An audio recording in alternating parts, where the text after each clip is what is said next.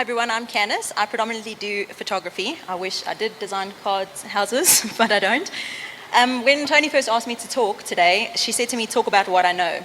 And what do I really know about rebuilding, other than a few broken relationships here and there? Not much. But what I do know about is corsettery.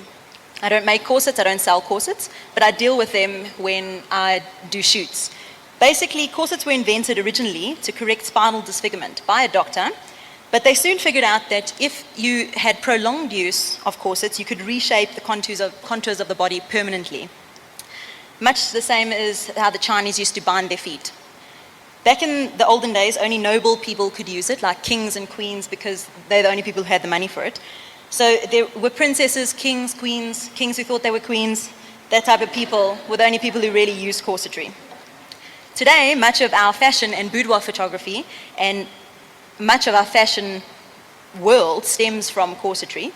There's just something about a woman or a man donning a corset that changes them immediately. They feel more confident, more alluring. It gives them a sense of power, strength. All of our stars are using corsetry, from Beyonce all the way through to Marilyn Manson. And each of them wear it in a different way. Corsets have become quite a commonplace in special events, sort of like in matric farewells or weddings, things like that. They lace themselves up as if they're a present to be unwrapped, a mystery that's unraveled. It takes them back in their mind to a place where they can live out a fantasy, where they can show themselves for who they really are, or they change their mindset into somewhere where they want to be. So many social groups of our time wear corsets. Before, it was only kings and queens and noblemen who could wear corsetry, but nowadays anyone can wear it. It's become so much more commonplace. The Gothic community, for example, I think would implode if the corsets ceased to exist, as it denotes about half of the Gothic wardrobe. Men and women in the Gothic community wear corsets, whether it's lace or leather or PVC. In some way, it allows them to bring out their personality and show who they are. It's become somewhat of a fetish staple. So if you're into that type of thing, either bondage or any type of tie you up facility, then you would in some way have a corset, either wrist corsets or body corsets or facial corsets, some form like that. And even that has become more socially acceptable. So you get ladies who generally wouldn't do it are now leaning towards that, the same as the men. There are women who come into my studio who come in and shyly ask, I'd like to do some sexy pictures for my boyfriend, but just some sexy ones, not anything too provocative. And so we take a little bit of them in their normal lingerie, and they're sweet and nice. And then I take out my corsets and I show it to them. And the first thing they say is, oh, I can never wear that. I could never wear that. But then I convince them, and then we lace them up. And in 5 minutes, the same wallflower women are absolutely strutting their stuff. They become a different type of person. It lets them break through their own barriers and just be who they feel they want to be in the moment. And most of them come back to me and say, they're so excited about it. Please, can we do another shoot? Even before I've printed it and they've given it to their boyfriends or husbands. They're just so excited to get back into the corsets. It's something of a turnaround for us to be able to take corsetry out of the dark ages, out of the Gothic clubs where it's a bit more looked at as smutty, out of the sexy shoots, and take it straight into the boardroom. They're shifting it up a notch. With the misconceptions being left behind, we really are redefining the power suits. So ladies can come to work and be leading the workplace, feeling on top of the world, not smutty, but elegant.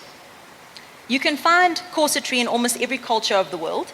They might look a little different. For example, the geishas, the layers and layers of material are in fact ribbonless corsets.